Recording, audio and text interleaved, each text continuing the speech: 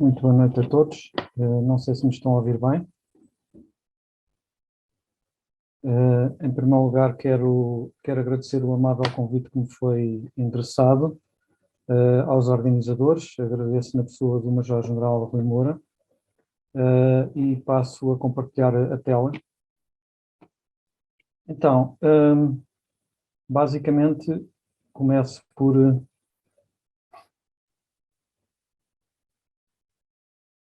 explicar a razão deste título singular, como já foi aqui dito, e passo a ler esta explicação. Perdão. Na sala dos déspotas, tapizada com os crânios e os ossos das vítimas, desculpa, tenho que só pequenino, exato, e ossos das vítimas, seu prazer, o escravo que vai de rastros levar o incenso da adulação, treme sobre sua vida e sente esfriar-se o sangue nas veias. Pelo contrário, quando um português, um vassal fiel, chega perante o seu soberano, tem sempre o coração tranquilo, apesar do respeito que lhe tributa. Aquele que a fortuna deixa viver a seu lado e que tem feito repetidas provas da sua fidelidade, conhece que se prolongam seus dias à proporção das horas que respira aos pés de seu príncipe. Portanto, desta citação, eu retirei esta citação de Frei Francisco de Santa Teresa de Jesus Sampaio, em 1810, eu retirei esta expressão coração tranquilo aos pés de seu príncipe. Passarei de seguida a explicar porquê. Bom,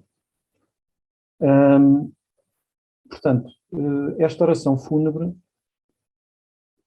do ilustríssimo Sr. José Joaquim de Sousa Lobato foi preferida em 1810 na Igreja de Convento de Santo António do Rio de Janeiro, por este franciscano, que foi pregador régio, o qual é conhecido por várias orações fúnebres, não só deste Sousa Lobato, mas também pela oração fúnebre do infante ibérico Dom Pedro Carlos de Borbão e Bragança, e alguns anos depois também do Núncio Apostólico no Rio de Janeiro. José Joaquim de Sousa Lobato é pai dos 4 famosos irmãos Lobatos, entre eles os barões de Magé e o Visconde de Vila Nova da Rainha. No caso do infante Dom Pedro Carlos de Borbão e Bragança e também do Núncio Apostólico, aliás, do infante e do pai dos Lobatos, conheceram ambos o convento de Santo António do Rio de Janeiro como o local da última morada, portanto, à partida ainda aí estarão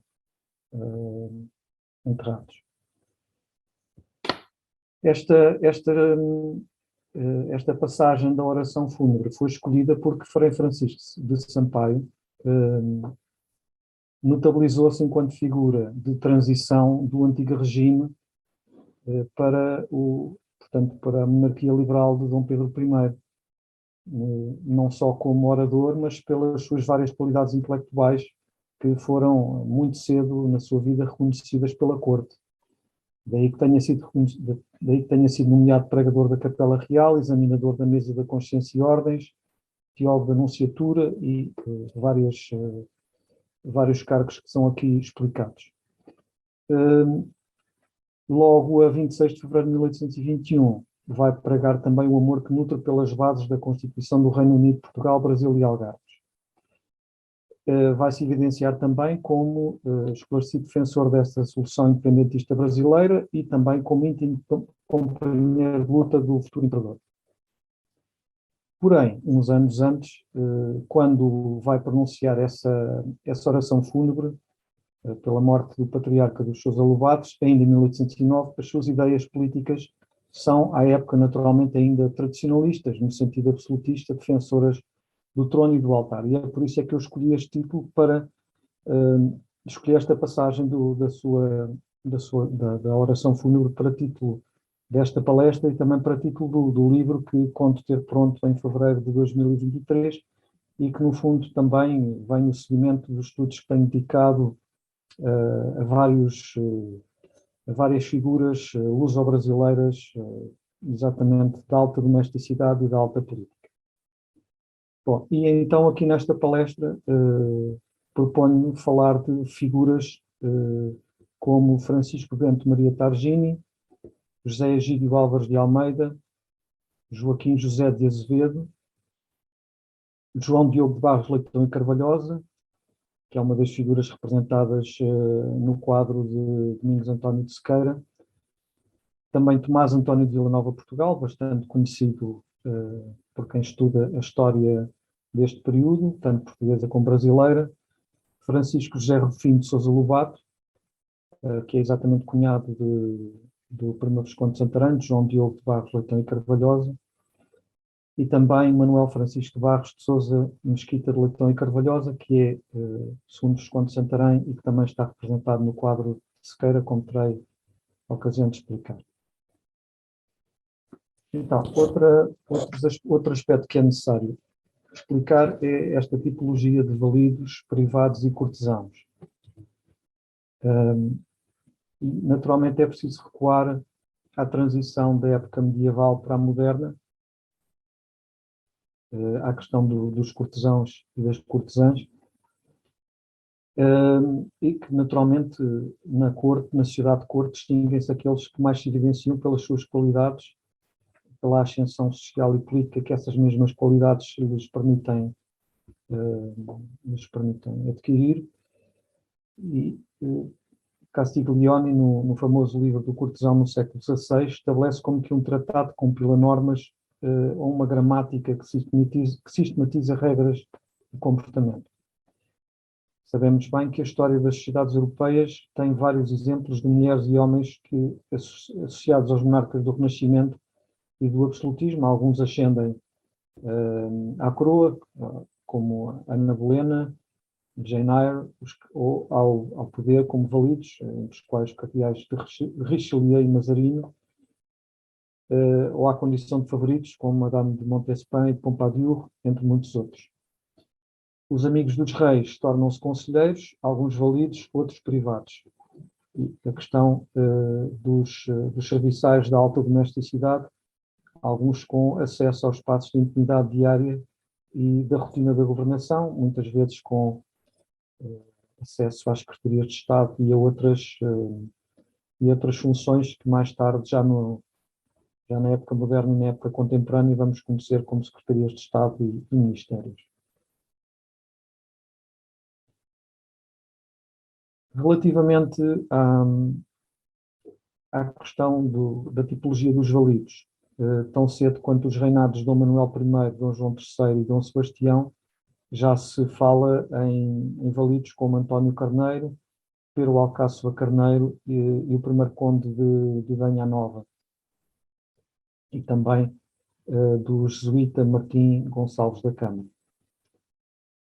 Já no século XVIII, a figura do escrivão da puridade, que já vem dos séculos anteriores, começa a nível orgânico-funcional a corresponder à condição de secretário particular, secretário de Estado assistente ao despacho, e depois da criação das secretarias de Estado em Portugal, em 1736, a secretário de Estado dos Negócios do Reino, que é a categoria a que é atribuída informalmente a condição de primeiro-ministro durante o chamado Consulado do Conde de Oeiras e Marquês de Pombal, 1756 a 77, mas que na prática nunca obteve a condição de primeiro-ministro, mas manteve sempre a condição de secretário de Estado do Reino. Então, aqui temos o tal quadro de Domingos António de Sequeira, retrato da família do primeiro Visconde de Santarém, 1816, a propósito dos quais eu vou falar dos clãs dos Lobato e dos Carvalhosa. Aqui é importante distinguir o quadro que é de Sequeira, que é o quadro que nós conseguimos, que vemos, que está no Museu Nacional de Arte Antiga, que é de Sequeira, e o quadro a tela dentro da tela, portanto, a tela que está de dimensões mais reduzidas, apenas com 3 figuras, nas quais está representado um casal, uma senhora sentada e o marido de pé, que são os Viscondes de Vila Nova da Rainha, os primeiros Viscondes de Vila Nova da Rainha, que são exatamente Francisco José Rufino de Sousa Lobato e a esposa, Mariana Leocádia de Barros Leitão e Carvalhosa, e o seu herdeiro legal, que é Manuel Francisco de Barros, que será mais tarde o segundo Visconde de Santarém. no restante espaço está a família do primeiro Visconde de Santarém, a esposa de pé, os filhos, e sentados estão o primeiro Visconde de Santarém à esquerda, para quem olha de frente à tela, e do lado direito o seu irmão, o arcebispo de Adrianópolis. Portanto, aqui esta tela, a tela maior, como eu disse, é de Sequeira, a tela mais pequena à esquerda, de quem olha de frente o retrato, é atribuída a Domenico Pellegrini. A importância desta tela e de outras, de testamentos e de elogios fúnebres, como aquele que vimos relativamente ao Lobato, é de constituírem documentos históricos habitualmente olvidados pela historiografia consagrada, mas que nos ajuda a entender melhor o contexto histórico.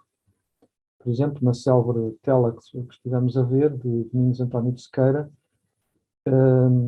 existe esta tela mais pequena que estive a falar, está glorificada a história do poder de dois clãs, unidos por um matrimónio que foi celebrado na Capela Real do Palácio de Queluz, a 5 de fevereiro de 1800. O de Francisco José Rufino de Sousa Lobato, figura masculina que vimos de pé, na tela dentro da tela, e de Mariana Leocádia de Barros, Leitão e Carvalhosa.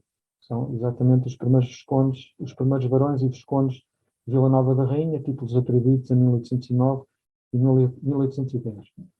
O casal, embora sendo descendentes, é representado na tela dentro da tela, juntamente com o seu herdeiro legal, Manuel Francisco de Barros, futuro segundo Visconde de Santarém, representação que, cronologicamente, está datada aproximadamente de 1808 a 1810.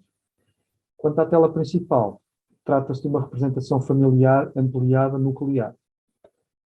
É a dos futuros Viscondes de Santarém, João Diogo de Barros, Leitão e Carvalhosa, e Maria José de Sampaio e Pina Freire de Andrade, os quais contraem núpcias a 18 de junho de 1802, na ermida Nossa Senhora do Monte do Carmo, situada na Rua Formosa, Freguesia das Mercês, que é a atual Rua do Século, ao Chiado, em Lisboa.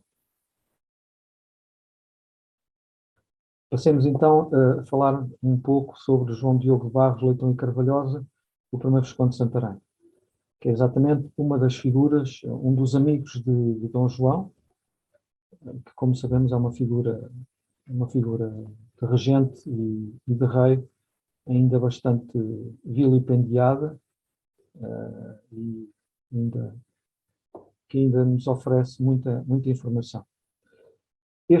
Esta figura do primeiro Visconde de Santarém foi guarda-joias, foi guarda-tapeçarias, tesoureiro do Bolsinho Régio da Coroa, inspetor das obras do Palácio da Ajuda entre 1802 e 1818, e é um homem de gostos refinados ao sabor do neoclassicismo que imperava na época. Possui uma coleção de arte constituída por peças de escultura, pintura, desenho, gabinete de física experimental, para as quais aluga em 1807 o Palácio do Provedor dos Armazéns, que é o futuro Palácio Vila Alva, em São Sebastião da Pedreira. É quinto morgado da Quinta da Chavinha, em Santarém, tal como moço de câmara de guarda-roupa, numa tradição familiar que remonta a pelo menos Dom João V. Junta à livraria familiar uma série de volumes de história da arte, arqueologia e numismática valiosos pela raridade. Acumula propriedades lisboetas, herdadas do pai e de um tio paterno, entre as quais a da Rua da Paz, a qual está na posse da família garantidamente há 300 anos, desde 1721 ao 22. Portanto, há garantidamente 300 anos, há 3 séculos, que esta propriedade em Lisboa, junto à Assembleia da República, está na família Carvalho. Por outro lado, é fascinante que esta figura, ainda relativamente mal conhecida, tinha um poder de gestão dos palácios e das quintas régias, nesta altura muito periclitante, muito conturbada da ida da corte para o Brasil, tinha um poder de gestão equivalente à da atual Direção-Geral do Património Cultural portuguesa, porque ele informa, em memória datada de 28 de setembro de 1808, estar encarregue no que diz respeito à Casa Real, das administrações do Palácio, Quinta e Jardim de Belém, que já então agregava várias quintas de menor dimensão, do Palácio de Alcântara e Quinta, do Palácio das Necessidades, onde hoje fica o Ministério dos Negócios Estrangeiros de Portugal, do Palácio dito velho, perdão, da Ajuda, onde havia teatro real, gabinete física experimental, uma biblioteca particular da Crua, onde hoje existe ainda a Biblioteca da Ajuda. Era também responsável pelo Palácio de Mafra, de todas as casas pertencentes a Sua Alteza Real, Príncipe Dom João, no sítio da Ajuda, das casas do bairro de Belém, exceto as que pertencem à repartição do Estreveiro-Mor, que era o Marquês de Marialva, do Palácio de Salvaterra de Magos, do Palácio da Quinta Real do Pinheiro. Ou seja, todos estes palácios da Casa Real, o futuro primeiro Visconde de Santarém era responsável. Portanto, acumulava um grande poder administrativo e de gestão. E passa a servir como administrador particular, passara a servir como administrador particular da Casa do Infantado a 2 de maio de 1803, até à sua morte a 12 de janeiro de 1818. Nesse âmbito, a 30 de setembro de 1808, informa estar incumbida a administração dos almoxarifados do Ribatejo, das 7 quintas do Alfeite, na margem sul do Tejo, do Palácio de Queluz e das suas quintas anexas, e do Palácio da Bem-Posta, uns por ordens imediatas de Sua Alteza Real, outros por decretos de que junta cópias. 2 dias antes, orçarem 350 contos de reis os estragos infligidos pelos franceses durante a primeira invasão francesa no Palácio de Mafra, e como pequenos ou nenhuns, os estragos e destruições evidenciados pelo Palácio do Infantado em Samora Correia e na Quinta da Morteira. Ou seja, tudo aquilo que hoje em dia está sob a alçada desta Direção-Geral do Património Cultural, em 1808 estava sob a alçada de um único homem, o que, de facto, indica que o príncipe regente Dom João, que na altura já estava no Brasil, como sabemos, tinha uma imensa confiança no poder de gestão e na idoneidade deste João Diogo de Barros Leitão e Carvalhosa. Passando então para outra figura que está representada no quadro, dentro do quadro, que é Francisco Gerro Filho de Sousa Lobato, que era cunhado de João Diogo de Barros Leitão e Carvalhosa, que mais tarde será o primeiro barão e primeiro visconde de Vila Nova de Rainha. Mais do que uma eminência parda, é-lhe atribuído o estatuto de valido. E sobre essa matéria é clara a posição dos autores Jorge Pedreira e Fernando Dores Costa. Passo a citar. Dom João VI nunca teve, porém, um primeiro-ministro, como o Marquês de Pombal fora primeiro-ministro, já vimos que não, foi secretário de Estado do Reino. Ele nunca teve um ministro que verdadeiramente fosse seu valido. Validos teve-os entre os empregados, no sentido de criados, desde a sua criação, que o assistiam pessoalmente aos oficiais da sua Câmara, como o secretário particular, José Egídio Álvares de Almeida, de que eu falarei adiante, ou os irmãos Lobato, que, segundo se dizia, chegaram a ser mais influentes que muitos ministros. Nem por isso escapou Dom João à impressão de que fazia apenas o que lhe dizia. Aqueles historiadores, biógrafos do regente e rei Dom João VI, identificam numa das fontes da conspiração dos fidalgos, isto a região saziana, a disseminação da ideia de existência de um sistema político-institucional de divisão de poder entre os secretários de Estado, pelo qual, conscientemente, resistia o soberano a concentrar num deles as rédeas da governação, fazendo o mesmo com os seus amigos pessoais. O padre João, afilhado de amigos e amigo de infância, os moços do guarda-roupa, entre eles os irmãos Lobato, e José Egídio Álvares de Almeida, secretário particular. Em suma, o regente Dom João desconfiava de todos, o que é muito diferente de ser influenciado por todos, como também veremos adiante. Ainda a propósito de Francisco Gerro Filho. Em 1810, o embaixador espanhol no Rio de Janeiro, Carlos Irujo, confirma que a desarmonia entre o príncipe e a princesa, Dom João e Dona Carlota Joaquina, estava muito profunda, e por causa dela se formou aqui um triunvirato, que, abusando da bondade natural do príncipe, governa e dirige tudo. A primeira pessoa deste triunvirato é um favorito do príncipe, digamos, uma espécie de Godoy, em uma escala menor, chamado Dom Francisco Lobato. Este segue o secretário de Estado, o Conde de Linhares, o qual se mete em tudo e por todo o modo, mais baixo e servil.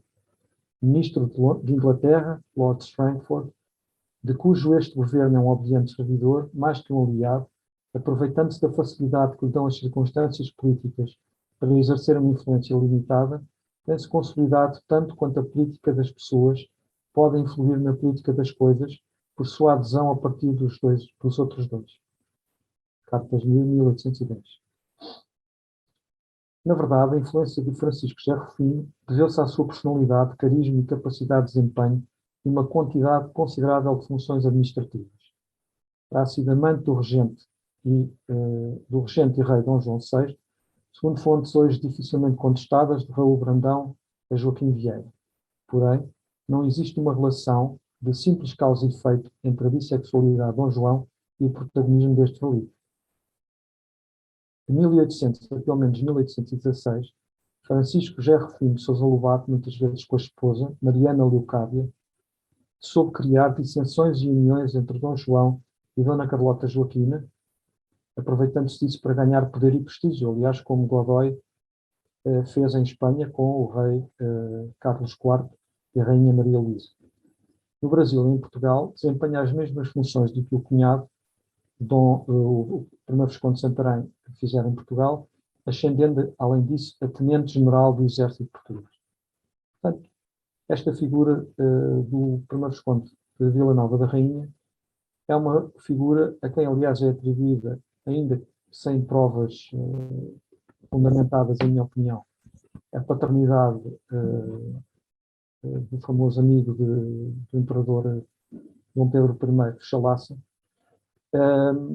mas é uma figura ainda envolvida numa espécie de névoa, sem razões para isso, porque foi, por uma razão, é comparado a Manuel Godoy, em Espanha, porque soube desempenhar determinadas funções administrativas graças ao seu poder, à sua influência, soube julgar, no fundo, o regente contra a esposa e a esposa contra o regente, e, portanto, tem tanto mérito quanto todas as outras figuras da época que o souberam fazer, porque a política é um jogo de poder e todas as armas, à partida, são legítimas para o fazer. E a história, mais do que moralismos, deve interpretar a psicologia e a índole dos indivíduos e não de ser juízes morais.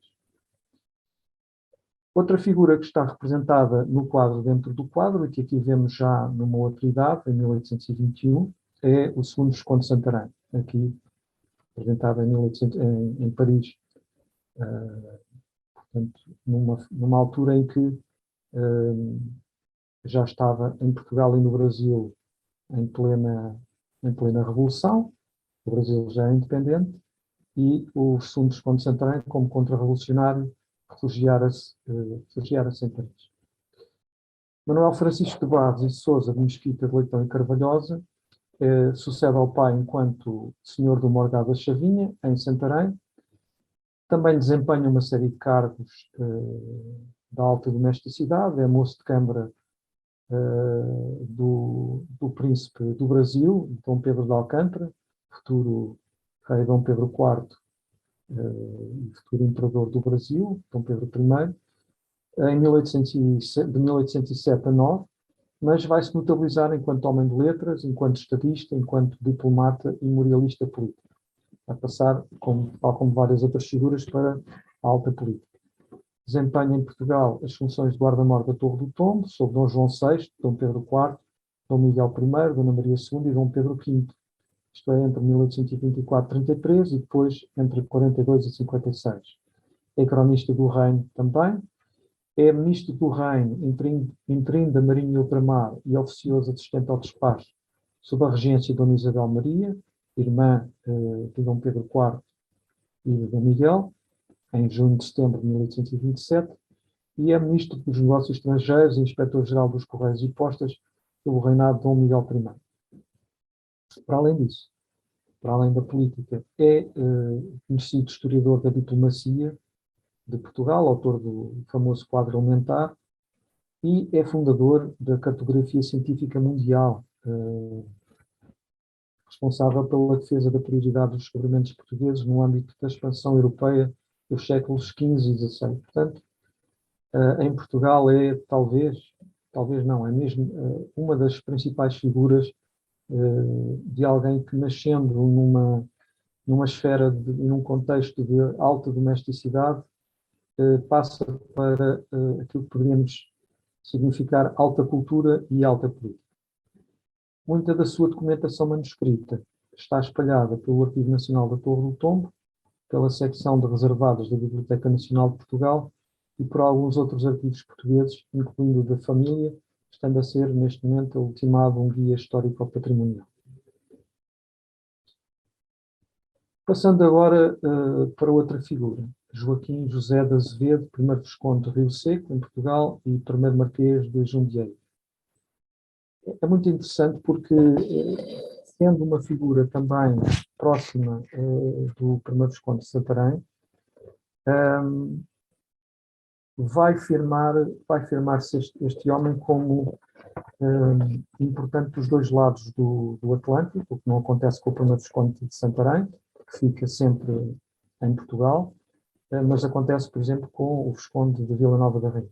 Então, vai desempenhar ainda em Portugal, enquanto almoxarife-geral, o papel de preparar a partida da família real e adiantar os seus cabedais para mantimentos da referida esquadra, que transporta a corte para o Brasil. Isto é muito interessante. Isto, aliás, vai valer a Joaquim José de Azevedo muitas agruras já no Brasil e depois no regresso a Portugal. Primeiro, porquê? Porque nesta altura não havia estruturas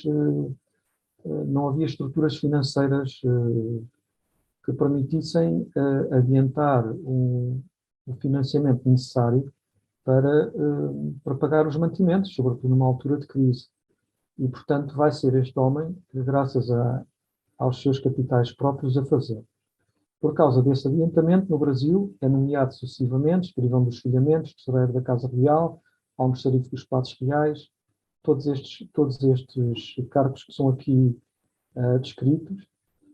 Mais tarde vai ficar junto do Imperador do Brasil, optando pela nacionalidade brasileira e sendo nomeado porteiro-mor da Casa Imperial, que é um cargo também de alta domesticidade, tal como, por exemplo, o primeiro Visconde de Santarém foi porteiro da Câmara Real e o Visconde de Vila Nova da Rainha também foi no Brasil e depois voltando para Portugal com a corte. Mas Joaquim José de Azevedo regressa, apesar de mais tarde optar pela nacionalidade brasileira e ser grande do Brasil, regressa com a corte a Lisboa e tal como várias outras figuras, é proibido desembarcar com o monarca, tal como, por exemplo, o Visconde de Vila Nova da Rainha também o foi. E escreve a resposta em várias obras que são muitíssimo interessantes. Breve exposição do comportamento público do Visconde de Rio Seco, a exposição analítica e justificativa, da conduta e vida pública, apêndice à exposição resumida dos passos que tem dado para defender-se de qualquer calúnia. Isto é muito interessante porque demonstra muito mais do que toda a exposição que é feita desta época e destes homens a nível mediático, como sendo uma época de decadência, como sendo uma época sem ética, como sendo uma época sem moral. Este homem e outros preocupam-se em justificar as suas ações e fazem de uma forma perfeitamente linear e perfeitamente clara. E isso é bastante gratificante para quem estuda uma época tão caluniada como esta. E, portanto, este homem, nos seus escritos, coloca a questão retórica. Haverá muitos tão pronta exatamente suas contas? Havia 10 anos que o Visconde do Rio Seco mais podia dizer banqueiro da coroa do que mero comprador, sempre pronto a prestar seus cabedais nas urgências da administração do particular da Casa Real, em que o erário não podia suprir, mas sempre com o maior desinteresse. Num segundo folheto, datado do mesmo ano, Joaquim José de Azevedo redefine o contexto da sua intervenção na vida pública dos anteriores 15 anos. E passo a citar, seria de razão que todo o homem empregado em repartições de fazenda, a par do trabalho de suas tarefas, consagrasse algum tempo a compilar a história da sua administração. A sociedade se pagaria muito conhecer o andamento dos negócios públicos deste género. E se instruiria, ao mesmo tempo, grande porção dos indivíduos que se destinam àquelas importantíssimas repartições. Os erros de uns se emendariam nos outros, e desta luz geral resultaria ao menos um conhecimento teórico que pouparia à multidão uma infinidade de juízos falsos. Pouco a pouco se regularia um método fixo de finanças. Portanto, não é por acaso que Dom Pedro I do Brasil reconhece o valor do Visconde, concedendo a condição de grande e levando-o a Marquês de Jundiaí. E também não é por acaso que várias figuras da economia política no Brasil, em Inglaterra, se preocupam em tornar as finanças, em tornar a economia uma ciência segura, e este homem preocupa-se em tornar a sua conduta pública o mais claro e o mais ético possível. E, portanto, é um homem que se destaca pela tentativa de fugir das calúnias, e não é o único.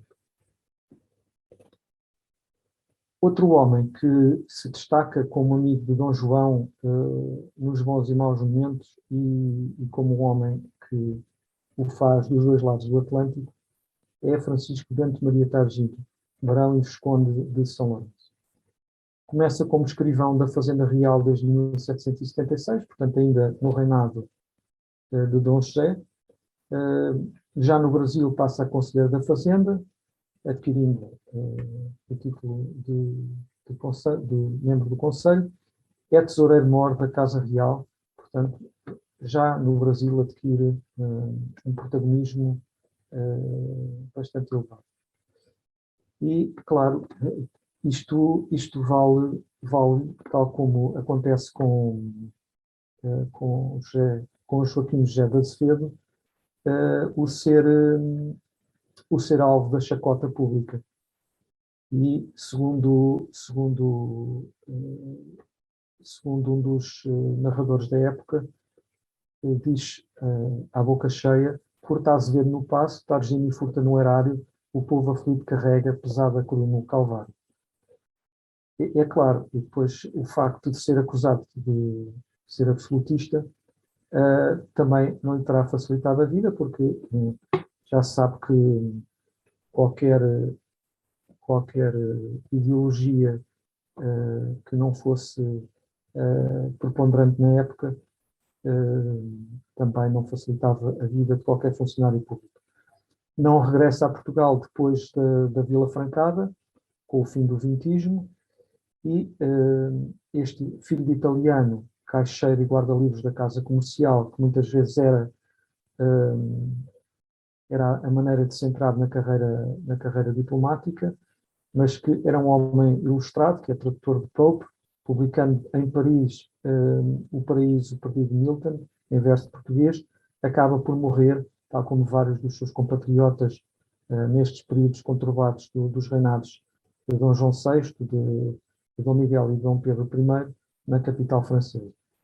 Portanto, é um homem de transição, é um homem que vem do antigo regime para o liberalismo e, portanto, é alguém que vale a pena ser recordado nesta época de bicentenários e que transita da alta domesticidade para a alta política, embora mais numa área de finanças, tal como aconteceu também com o Visconde de Rio Seco.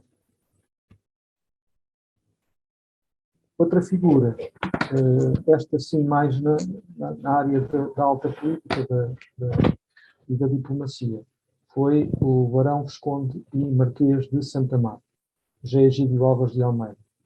Começou como secretário particular do regente Dom João em Lisboa, depois passou para ministro das Relações Exteriores, presidente do Senado no Brasil, embaixador em Paris e em Londres. Foi autor de correspondência do expediente, que está tanto publicada como inédita.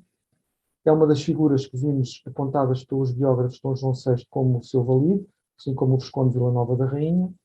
Chega a intervir enquanto embaixador na chamada questão portuguesa, na disputa de legitimidade de Dom Miguel e de Dona Maria II na Europa, na altura em que o segundo Visconde de Santarém era ministro dos Negócios Estrangeiros em Lisboa. Barreiros já lhe publicou a correspondência com o Conde da Barca e tem correspondência mantida com o Conde de Linhares, que está inédita na Biblioteca Nacional de Portugal, na secção de reservados. Por fim, este magistrado, Tomás António de Vilanova Portugal, é um dos mais próximos amigos de Dom João VI e um dos mais acérrimos símbolos da resistência à Revolução, fosse em Portugal, fosse no Brasil. É curioso porque é um homem que tem uma longevidade considerável e que, em vários passos da história do século, vai se mantendo ativo.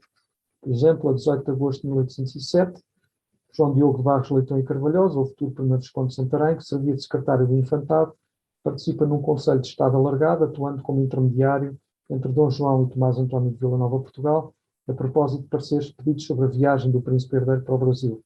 Portanto, estamos a falar do futuro imperador do Brasil, na altura em que, como também é conhecido, se chegou a pensar na sua partida para o Brasil, ficando Dom João em Portugal, e, portanto, o príncipe herdeiro partir como contestado.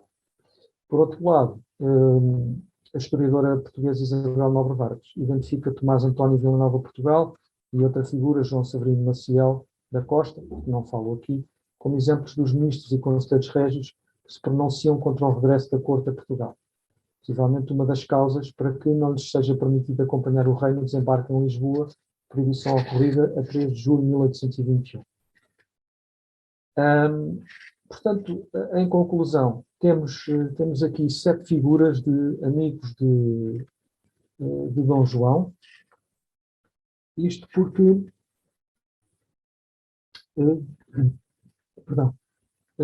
os amigos de Dom Pedro são conhecidos em Portugal, os amigos de Dom Miguel também são conhecidos, eu tenho estudado, mas de facto, na transição do absolutismo para o liberalismo, ainda há muitas figuras que, na natural voragem dos tempos e da publicação de tantos materiais e tantos estudos a propósito dos bicentenários da independência do Brasil e da independência da Constituição Portuguesa de 1822 e de outros bicentenários que virão a acontecer, há muitas figuras que permanecem desconhecidas. Mas é importante, neste diálogo que se vai mantendo dos dois lados do Atlântico, não nos esquecermos de figuras que imerecidamente são esquecidas ou são secundarizadas, mas que têm muito valor, porque nos demonstram exemplos vivos de pessoas que se sacrificaram por ideais que podem não ser os nossos, mas que não deixam de ter legitimidade à luz do contexto da época. Muito obrigado. Daniel, muito obrigado pela intervenção, muitíssimo interessante. Aqui seguindo 7 personalidades que, entre Portugal e Brasil, dentro das mais diversas e variadas responsabilidades que tiveram, desde a área da finança até à alta domesticidade, até à diplomacia e mesmo à cultura, tiveram um papel importante e relevante na história desta transição do antigo regime para o novo regime do liberalismo constitucional, e quer em Lisboa e no Brasil. Colocava para já à disponibilidade de todos a possibilidade de intervirem ou colocarem alguma questão. Avançando já, se calhar uma questão, um pormenor que eu gostaria de ver esclarecido, que é muito interessante, a definição do segundo Visconde de Santarém como, no fundo, um inovador e um fundador da cartografia científica. O que é que o Daniel nos pode dizer sobre o segundo Visconde de Santarém e como é que podemos, digamos, fundamentar essa asserção do fundador da cartografia científica? E, entretanto, abro as inscrições, podem se inscrever, quer no chat, quer aqui assim, levantando a mão. Então, passo a responder, certo? Claro, claro. Então, basicamente, essa é uma fase da vida do Visconde de Santarém, que foge um pouco aqui ao âmbito, mas que tem a ver com o seu exílio em Paris, a partir de 1834, depois da Convenção de Evramonte, mas em que, como vimos, ele colabora com os vários governos liberais, neste caso de Dona Maria II e Dom Pedro V, e em que existe uma necessidade premente de provar a prioridade dos descobrimentos portugueses e fazê-lo com base em todas as fontes possíveis. Primeiro, nas fontes literárias ou historiográficas, a Crónica da Guiné, que tinha sido descoberta uns anos antes pelo lusitanista Ferdinand Denis na Biblioteca, na altura, Real de Paris, e aos poucos também em provas cartográficas que vão sendo publicadas em atlas pelo Visconde de Santarém. Ele vai publicando diversas edições do Atlas em 1842, 44 e 49, vai alargando o âmbito cronológico dos Atlas. Primeiro é do século XIV até o século XVII, depois do século VI em diante, e digamos que vai provando pela alteração da representação da costa africana que o conhecimento da costa africana, sobretudo ocidental, anterior ao século XV e à passagem dos portugueses, é completamente diferente. Portanto, é verosimilmente a intervenção portuguesa que vai ditar o conhecimento moderno da costa africana, e não como os franceses queriam provar a sua pseudo-chegada no século XIV. E vai fazê-lo com o apoio dos governos liberais, vai fazê-lo imprimindo de uma forma sistemática essas provas cartográficas nesses atlas.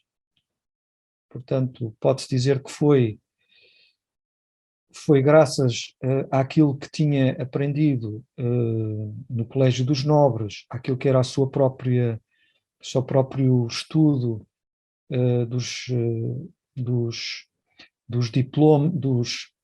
das coleções diplomáticas que tinha tentado reunir em Portugal e também no Rio de Janeiro, porque era um estudioso da história diplomática,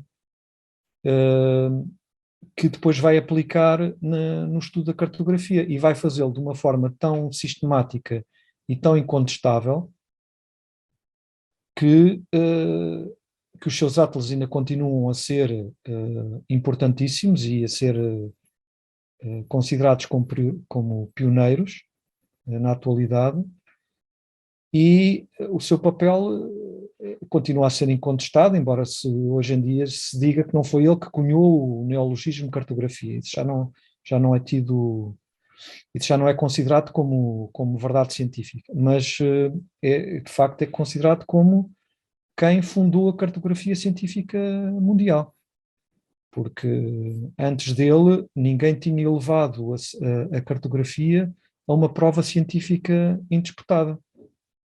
Tinha sido usado como ilustração como ilustração artística, digamos assim. Não sei se respondi à sua questão, mas... Claro, sim, senhora, muito obrigado. Muito obrigado pela explicação.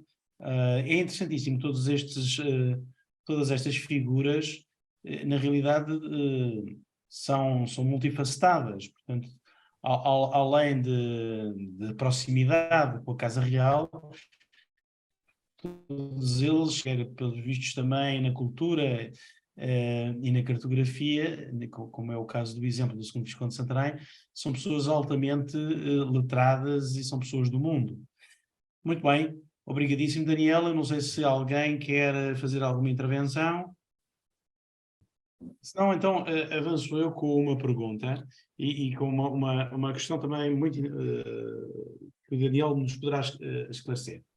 Portanto, houve uma série de altos funcionários do Estado de Portugal que, por motivos variados, acompanharam o acordo para o Brasil, outros ficaram aqui em Portugal e tiveram e consequências diferentes. Alguns regressaram quando Dom João VI regressa em 1821, outros ficam no Brasil, uns optaram pela nacionalidade brasileira, outros optaram pela nacionalidade portuguesa. O que é que destrinça dos estudos do Daniel? O que é que destrinça cada uma destas decisões de cada um deles? Foram motivos políticos, foram motivos da sua evolução e do seu pensamento político, foram outras causas? Essa é uma pergunta muito pertinente e muito interessante, porque eu penso que exatamente é a questão ideológica. Pelo menos, quer dizer, não sei se poderemos generalizar, mas estou a pensar, por exemplo, no Visconde de Vila Nova da Rainha e nos seus irmãos que regressam e que, como já foi evidenciado, eu infelizmente esqueci-me de colocar portanto, parei a partilha da tela e esqueci-me de partilhar também as fontes, mas uma das fontes que eu tinha a indicar era exatamente o estudo que foi dedicado aos Lobatos pela descendente da família, a Margarida Lobato Costa, que penso que está a assistir aqui à tertúlia, e que, de facto, os Lobato vão ser marcadamente absolutistas.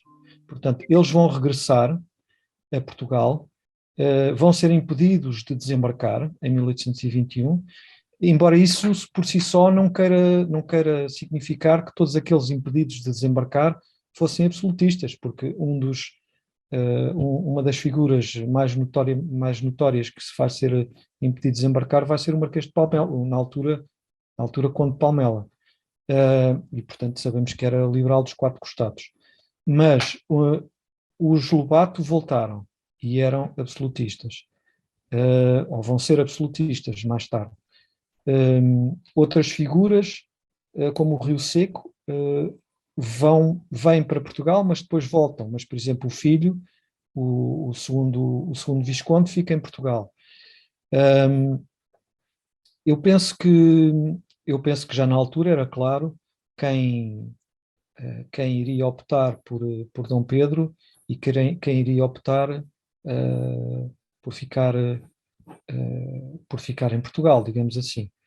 Embora isso também seja um pouco questionável, porque eu também não estudei tão a ponto estas figuras, a ponto de saber isso. Mas o que me parece, sim, é que já existirá uma clara definição entre quem se preparará para optar por um Brasil independente e quem quererá ficar ainda por um Reino Unido de Portugal, Brasil e Algarves. Mas há muitas figuras que, sendo brasileiras, por exemplo, o Targini, acabarão no exílio, e eu acabei por não falar, porque manifesta falta de tempo, claro. Noutras figuras, digamos assim, de gerações mais do Visconde de Santarém, o próprio Chalaça e outros que acabarão exilados, mesmo sendo brasileiros.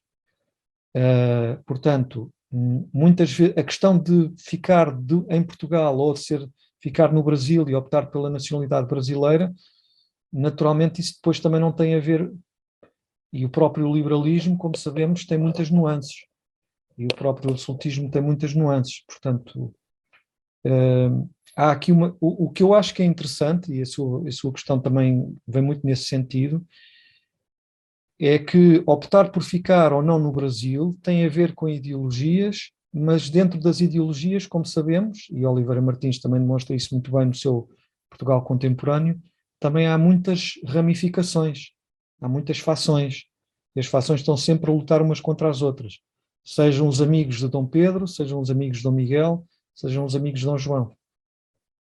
Mas seria interessante fazer uma tipologia tendo em conta exatamente quem é que fica, quem é que parte, e porque é que fica e porque é que parte, e quem é que acaba exilado. Porque dentre os miguelistas também há muitos que acabam exilados, e entre os pedristas, digamos assim, também. Muito obrigado, interessantíssimo. Obrigado. Sem dúvida nenhuma, é um período extraordinariamente complexo. E já agora também aproveito para, dentro de alguma investigação que eu tenho feito, o fator de muitos dos exilados, ou condenados por algum motivo, arranjam formas de publicar memórias justificativas dos seus atos. É muito interessante esse facto, do exemplo do Pamplona Corte Real, que escreve, no fundo, as razões porque é que ele se aliou em 1808, 1809, 1810, até 1820 à França, e quando regressa faz exatamente a publicação da sua memória justificativa, justificando-se, mas também, por exemplo, em 1829, 31, o próprio Saldanha e os seus mais próximos em Paris também escrevem memórias justificativas por, no fundo, não estarem a ser convidados para ir para a Terceira para acompanhar Dom Pedro, sendo eles liberais de todos os costados possíveis e imaginários, não é? Havia, sem dúvida nenhuma, uma contenção muito grande entre as várias fações. Sim, e as memórias do José Librato, por exemplo, também são riquíssimas. Claro. Muito obrigado. Então coloco eu uma que eu dei a minha ideia, foi uma das questões que o próprio César, quando ficou com aquela questão da dificuldade de entender o próprio título da palestra, que é interessantíssimo, a questão dos validos, explicar um bocadinho para todas as pessoas exatamente o que é isto, o que era isto dos validos, não é? O que era também, no fundo, a questão dos privados e o que eram os cortesãos, e também fazer um bocadinho da diferenciação da alta domesticidade, da alta diplomacia e da alta política. Se calhar alta política toda a gente percebe, se calhar alta domesticidade e alta diplomacia talvez não. E entretanto temos aqui já mais inscritos. Mas Daniel. Então, pronto, a alta domesticidade entende-se por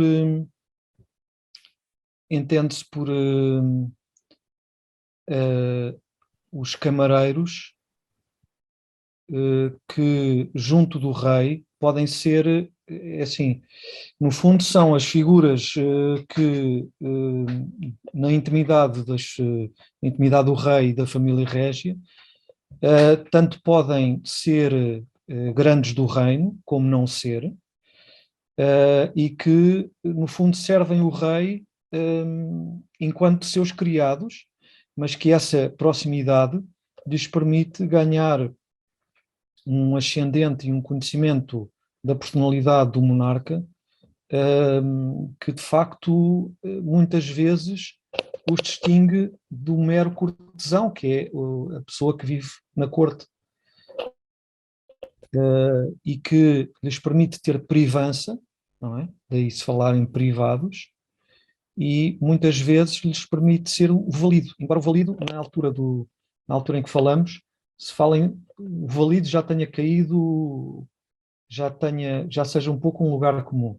Na altura, por exemplo, do Conde Duque de Olivares, o valido já equivalia a um primeiro-ministro. Mas, por exemplo, o Visconde de Vila Nova da Rainha dizia-se que era quase que o valido, não é? Era quase que um primeiro-ministro, embora o Dom João regente e rei Dom João VI, não tenha tido primeiros-ministros, ou, como se dizia na época, secretário de Estado, assistente ao despacho. Portanto, cortesão eram as pessoas que viviam na corte, tal como já definido por Castiglione no século XVI. O privado é muitas vezes o equivalente ao valido, embora o valido seja a figura que formalmente no século XVII, por exemplo,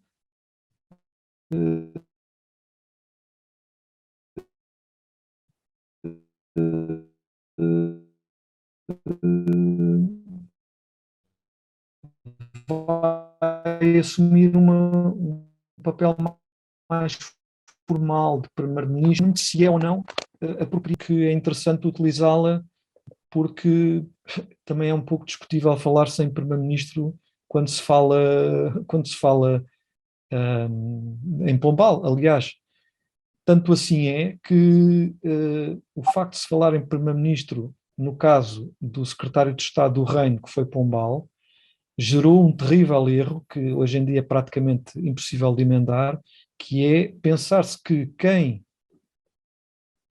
desempenha as funções de secretário de Estado do Reino, no século XIX, é efetivamente o primeiro-ministro, o que não é verdade. Mas pronto, não sei se respondi a essa questão. Claro que sim, claro que sim. Pronto, e quanto à alta domesticidade também penso, também tentei responder. Exatamente. Muito bem. Temos agora a Maria João Albuquerque, inscrita. Maria João. Olá, boa noite. Muito obrigada por esta apresentação muito interessante.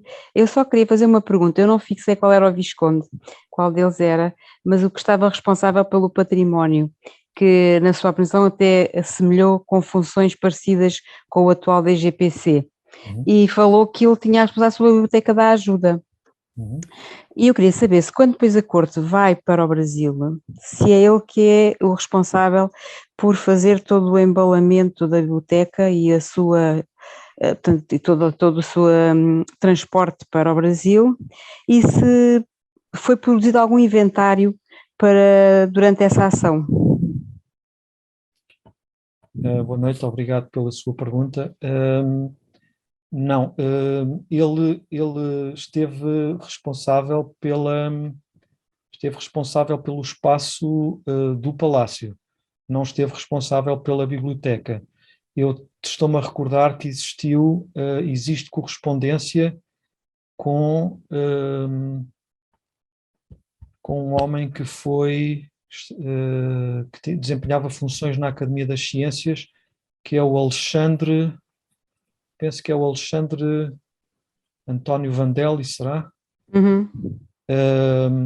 Com quem ele troca correspondência por causa de vários caixotes que são exatamente, devem estar prontos para enviar para o Rio de Janeiro. Eu tenho isso no livro que escrevi sobre o primeiro Visconde de Santarém. Mas desconheço se existe algum inventário. Eu sei que isso está em documentação na Torre do Tombo. E essa correspondência que está a falar é de que ano? É já 1811 ou é anterior? Eu julgo que será 1811. 1811. Mas não fala do conteúdo dos caixotes, só fala dos caixotes. Não lhe sei dizer agora, só consultando o livro. Tá mas se quiser, depois no final podemos falar melhor. Tá, obrigada. Está bem? Tá bom, obrigada. Posso dar essa indicação bibliográfica. Tá bom, obrigada. Obrigado. Obrigado, Maria João. Já agora, a Maria João trabalha na Biblioteca da Ajuda, é curadora de música da Biblioteca da Ajuda e anda exatamente atrás dos caixotes. Chegámos a ir ao Brasil, ao Rio de Janeiro. Em princípio, algumas das publicações poderão eventualmente ter ficado, mas não conseguimos encontrar na Fundação Nacional, Fundação Biblioteca Nacional no Rio. E é uma coisa interessante, é que a biblioteca de Dom João não vai em 1808, dezembro de 1808, 1809, quando a corte vai para o Brasil, acaba por ir mais tarde em 1811. Eu estou a tentar que a Maria João nos fale sobre a ida da biblioteca para o Brasil, mas está a ser difícil. Bom, Jornal Stoffel, temos aqui assim 3 inscritos, o Stoffel, o Sanches e o Fábio. Esperemos que o Fábio já tenha som. Mas primeiro o General Stoffel, está agora à frente. Meu General, muito boa noite. Todos, parabéns ao professor Daniel pelo tema, pela apresentação bem clara. Ficou muito claro para mim, da sua apresentação, e os motivos que levavam a essa proximidade de diferentes pessoas digamos, com o monarca e com a coroa, eles passavam por várias características, na maioria das vezes competências artísticas, competências técnicas, ficou muito claro aí quando se falou da elaboração de mapas, de cartas. E isso tem a ver, talvez, até com algo que é bem antigo, que é o mecenato, que era bem anterior a esse período, mas também traz, pelo que eu pude perceber, outros motivos também são as afinidades pessoais e até mesmo políticas e ideológicas, como foi citado também pelo professor. Hoje, eu acredito que em Portugal seja assim também. No Brasil, nós temos para o serviço público seleção, concursos que visam exatamente elaborar essa seleção de pessoal pelo seu perfil técnico, pelo seu conhecimento, etc. Mas acontece aqui no Brasil, e eu não sei se acontece, acredito que aconteça também em Portugal e até em outros países, também uma proximidade de pessoas por uma afinidade pessoal e ideológica. Eu queria, se o senhor pudesse fazer essa correlação do passado com o presente, da história lançando luz sobre os dias atuais, se o senhor enxerga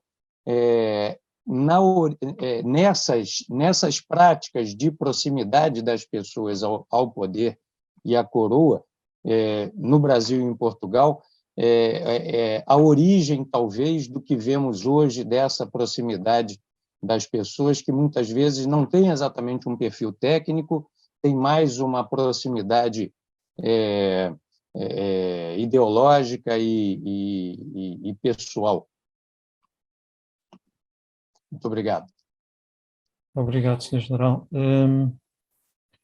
Esse é um exercício um bocadinho ingrato, porque, como o senhor sabe, habitualmente quem estuda o passado às vezes refugia-se nele porque não se identifica com o presente. O que eu posso dizer da minha experiência pessoal é que eu considero que quem estuda o passado o faz com muita paixão, com muita vocação, e procura sempre, como o Sr. General sabe, não cair no anacronismo, não é? Portanto, não olhar para o passado com os olhos do presente. Mas também não deixamos de ver com muita ironia o presente com os olhos do passado, porque, de facto, há muita repetição. O que sinceramente, o que eu vejo, e, por exemplo, faz-me alguma espécie que não se perceba que há figuras como o segundo Visconde de Santarém que têm muitíssimo mérito, mas muitíssimo mérito, porque é um homem que interveio na cartografia, interveio na história diplomática, estudou as relações internacionais e, no fundo, a geoestratégia, quando ninguém ainda a estudava e nem se falava nesses conceitos, tendo em conta a história de Portugal, e eu não vejo o mínimo interesse por quem estuda as relações internacionais ou a história diplomática pelo Visconde de Santarém, a não ser para ir buscar informação no quadro elementar. E isso para mim, entristece-me. Por outro lado, também posso dizer que, para mim, que estudo a história de Portugal no período de Dom Miguel, mas que não tenho a mínima afinidade ideológica com o miguelismo, vejo também muita dificuldade em que se estude a Guerra Civil de 1832-34. Felizmente, dentro em breve, vai haver já uma obra que vai ultrapassar essa lacuna, mas a questão é que os poderes públicos, o Estado português, não financia, apenas financia a ciência histórica que lhe interessa. E nós sabemos que sempre foi assim e sempre será assim. E, portanto, o conhecimento histórico que existe é sempre muito lacunar. E, portanto, continua-se a ver a história sempre aos olhos daquilo que é politicamente correto. E nós sabemos que a história não é isso, porque a realidade também não é essa. Portanto, no fundo, a sociedade hoje em dia é representada de uma forma que não é realista e a história, pelo menos a de Portugal, continua a ser representada de uma forma que é também ela facciosa, porque só interessa representar certos aspectos. Pronto, não sei se respondi à sua questão, mas muitas vezes a competência técnica não é aquilo que mais interessa. O que interessa é, às vezes, desvirtuar um bocadinho a realidade em função da ideologia, seja ela qual for. Muito obrigado. Eu acrescentava, General Stoffer, aquilo que se passa no Brasil garantidamente se passa em Portugal e se passa na maior parte dos países.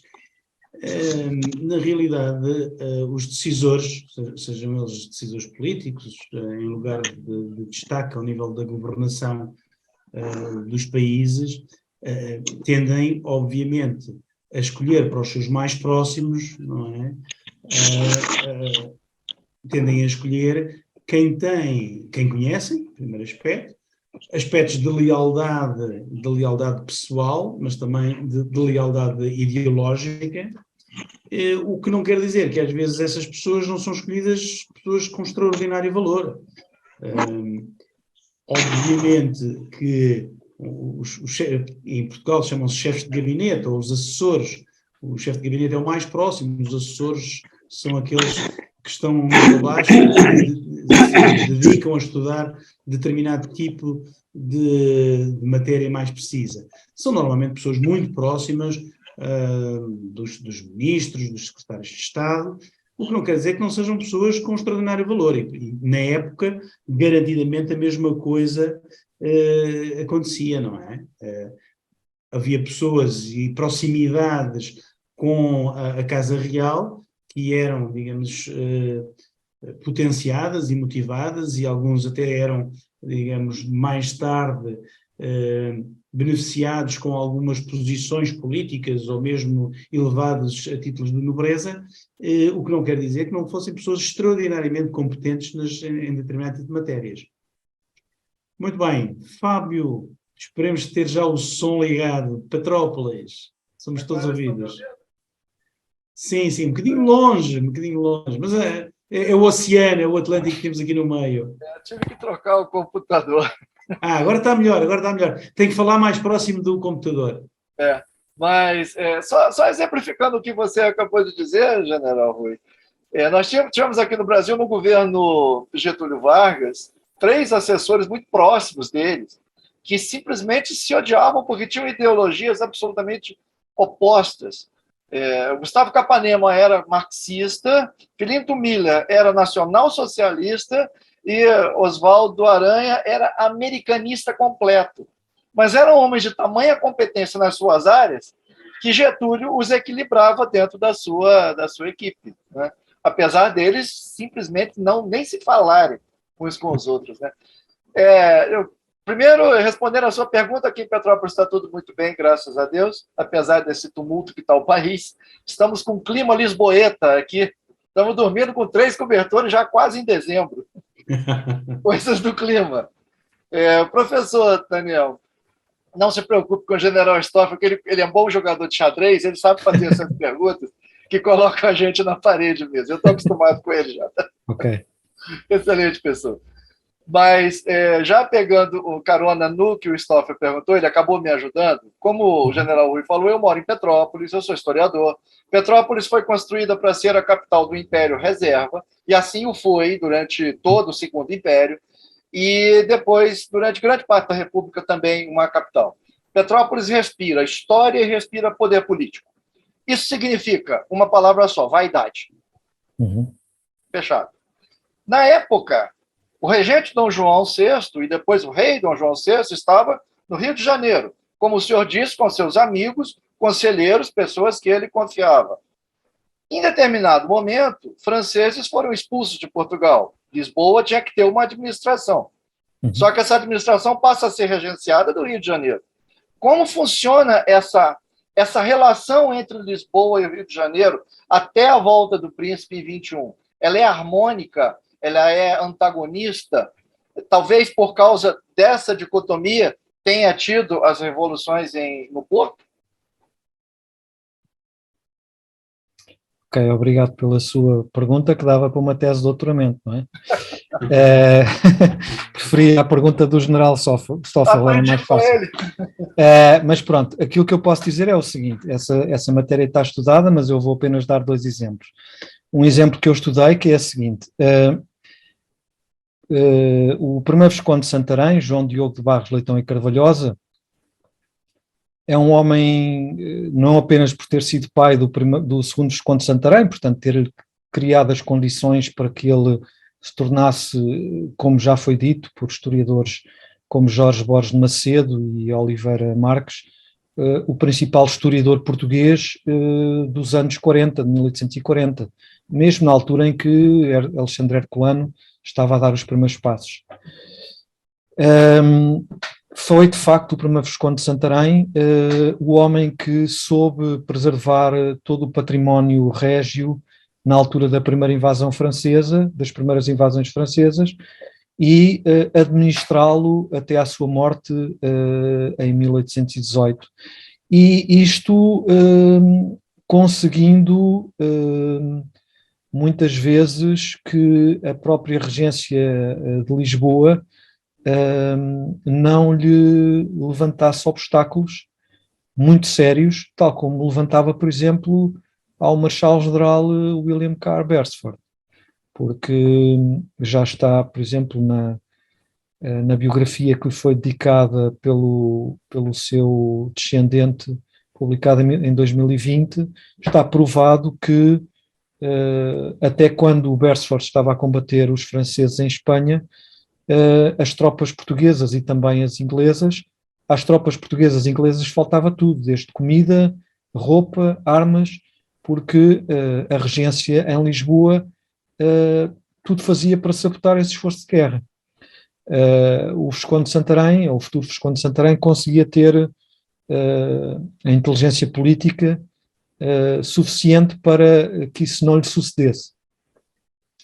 Portanto, mas funcionava muito mal toda essa articulação, porque havia o Atlântico de permeio e porque a própria regência estava dividida por muitas fações e, como também é possível ver nas memórias de Ricardo Raimundo Nogueira, nas suas memórias em forma de diário, todas as decisões eram muito contraditas pelo famoso Principal Sousa. Portanto, essa máquina administrativa funcionava muito mal e foi de facto uma das razões pelas quais a Revolução de 24 de agosto de 1820 surgiu. Claro que não será a única, não é? Sim.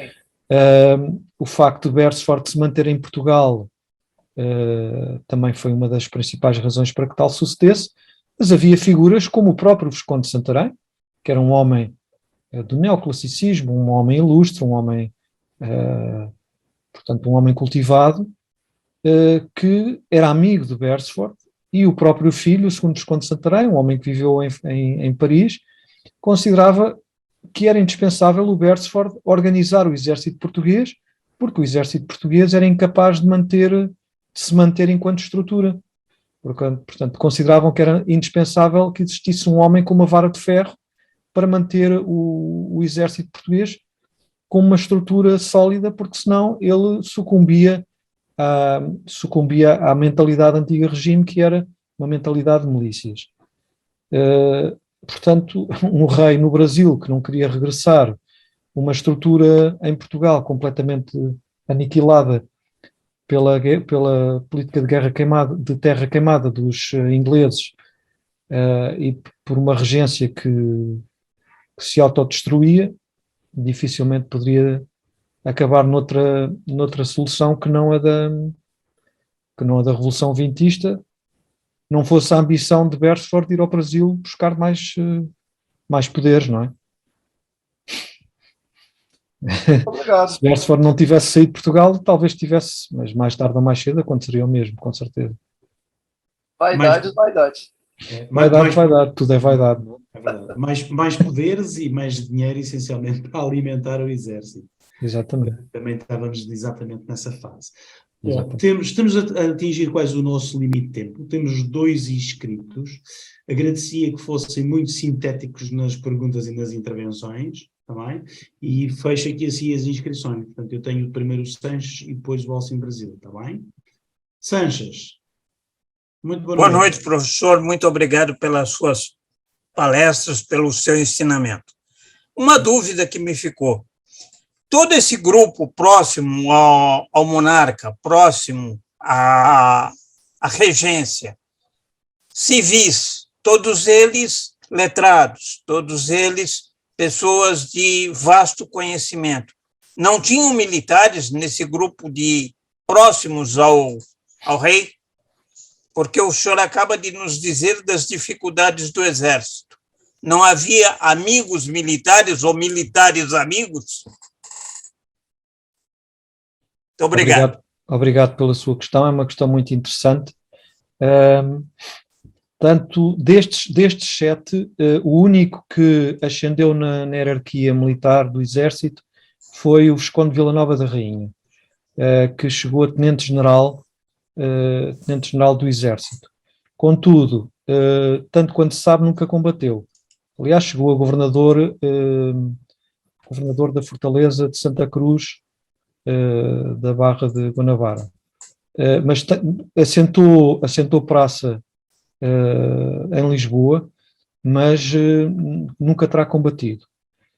Mas, tanto quanto eu sei, é a única exceção, porque as outras figuras, por exemplo, o segundo Visconde de Santarém esteve no Colégio dos Nobres, mas já não naquela altura em que o Colégio dos Nobres, a frequência do Colégio dos Nobres obrigava, portanto, a ter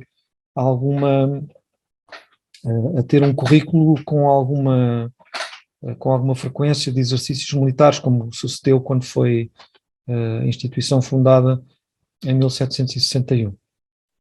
Ele já frequentou no início do século XIX, em que a estrutura já estava muito alterada.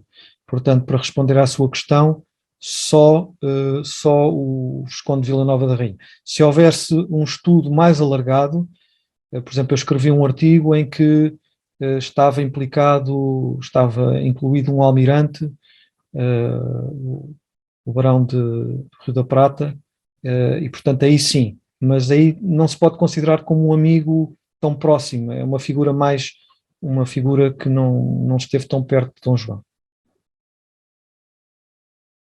Obrigado. Muito obrigado, Sanches. Eu passava a palavra ao Alcim Brasil e tenho ainda o Pedro Avilés, que pelos vistos estava na segunda página a levantar o braço e eu não consigo ver todas essas pessoas que estão na sala. Alcino? Bom, boa noite. Parabéns, Daniel. Palestra serena e tranquila. Eu fui militar, depois fui engenheiro, hoje em dia sou historiador, romancista. Então eu gosto de pensar na história figuras bizarras. Uhum. Você falou en passant do Chalaça. Uhum. Eu queria que você enquadrasse essa figura em que setor. Ele era um valete do rei, ele era um amigo, ele era um diplomata, enfim. Qual era a função dele na corte? Okay. Obrigado, boa noite. Eu vou falar muito rapidamente, porque o tempo já escasseia. Eu estou à espera que seja publicado um texto em que falo de alguma destas figuras e uma delas é a do Chalaça. Bom, eu até hoje, como disse, não consegui encontrar nenhum documento que me comprove que o Chalaça era filho do Visconde de Vila Nova da Rainha. Como é sabido, o Chalaça, Francisco Gomes da Silva, era amigo muito próximo do imperador Dom Pedro. Por causa disso, desempenhou funções na corte. Eu li a sua memória, não me lembro agora do título, mas como já foi aqui dito, uma das memórias justificativas, é um texto interessantíssimo, compilei as suas funções desempenhadas na corte, E foi, de facto, um dos diplomatas, foi um dos homens que desempenhou determinadas funções para o imperador. E tal como outras figuras, também acaba exilado. Portanto, tal como, por exemplo, o Visconde de Santarém também acabou exilado, e não é por acaso que muitas destas figuras, apesar das suas qualidades pessoais e intelectuais, e da sua capacidade das suas capacidades técnicas, intelectuais, acabam exilados, porque muitas vezes, como é próprio da política e do poder, são homens que congregam vontades, definem ideologias, são sinceros, são diretos, e por isso a sua carreira política, a sua carreira pública acaba no exílio, mas nem por isso deixam de ser grandes, nem por isso merecem ser esquecidos. Obrigado. Já agora acrescento, chama-se Memórias Oferecidas à Nação Brasileira pelo conselheiro Francisco Gomes da Silva. Foram publicadas em Londres e foram publicadas em 1831. E eu vou deixar no chat um link exatamente para as memórias que estão acessíveis na internet. São muito interessantes. São muito interessantes essas memórias. E são talvez a única fonte que eu conheço de autobiográficas sobre esta figura. É verdade. Pelo menos documentais. Já tem o link. Obrigado. E agora, para terminar, passo a palavra ao Pedro Avilés. Peço imensa desculpa, Pedro. Parece que estava lá mais para trás. Pode falar. Eu como o Rui, como me pediu, vou tentar ser muito breve, mas queria dizer sobretudo duas coisas. A primeira coisa é que sobre os validos, o que é muito importante da figura de Dom João, e que é realmente diferente em relação a monarcas anteriores, é que o rei Dom João foi sempre muito independente dos amigos que o rodeavam, dos conselheiros que o rodeavam, dos membros do Conselho de Estado, dos membros importantes, tanto com inclinações pró-britânicas, quando se diz inclinações pró-britânicas é com a preocupação de uma aliança funcional com a Inglaterra para proteger o Império, ou aqueles que, por razões um pouco mais culturais, tinham mais uma inclinação e também mais sensíveis às emoções da época, tinham uma inclinação mais pró-napoleónica ou mesmo própria Revolução Francesa. O Dom João, o grande particular de Dom João, é que ele teve essa atividade fantástica de nunca se ter entregue a nenhuma dessas duas fações. Ele funcionou com elas e dava responsabilidades a várias pessoas dessas duas fações, mas nunca deixou de ser ele que tomava as decisões finais. O que não é o caso, por exemplo, de Dom José, de Dom João V, de outros reis anteriores. A segunda ponta que eu queria dizer, que isto é que é muito importante, em tudo o que estamos aí a falar, é muito importante que tenhamos todos a consciência do que era a terrível situação económica que se vivia em Portugal.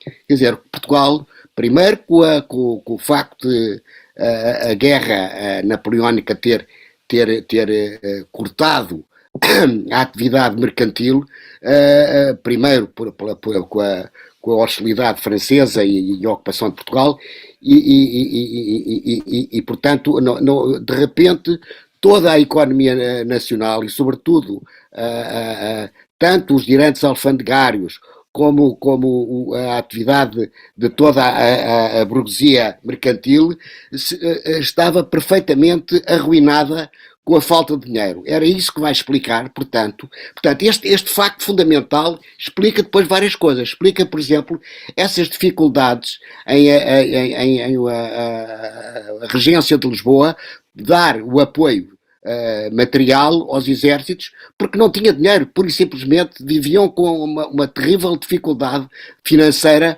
para poder socorrer às perguntas, aos pedidos que o Berço faria de alimentação, etc. Isso explica essa irritabilidade da regência com as exigências do Berço.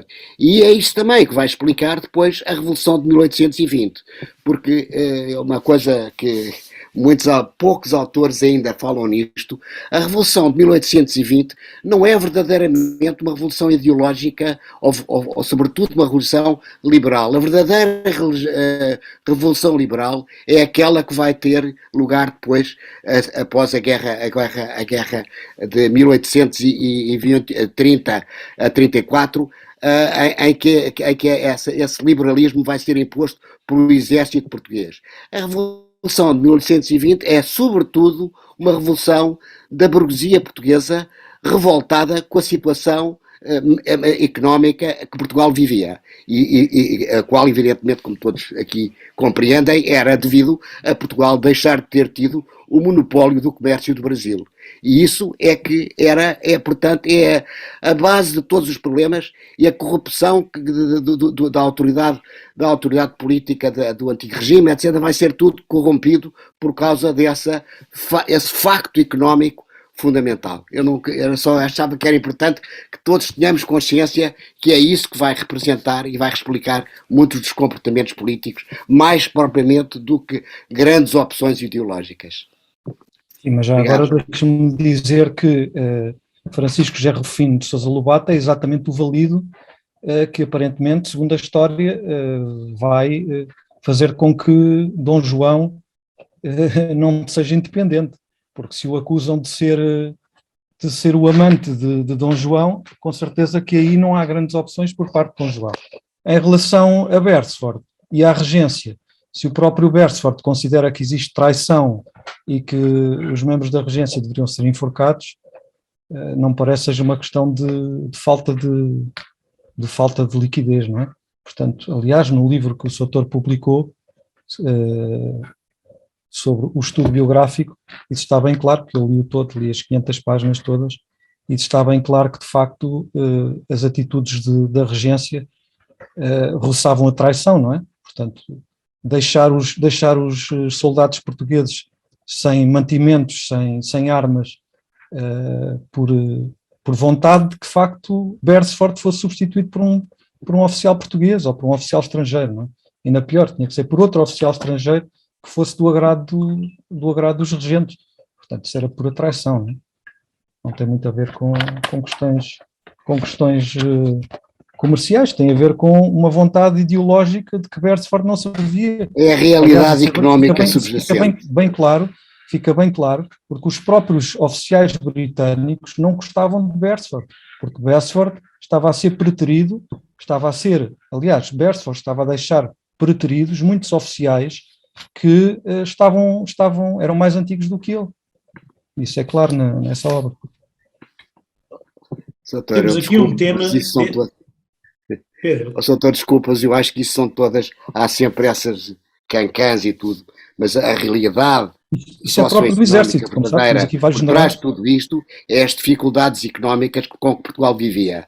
E essas é que são verdadeiras. E uma regência que tinha que reger um país que de repente não tinha dinheiro, não tinha meios, estava completamente dependente da Inglaterra.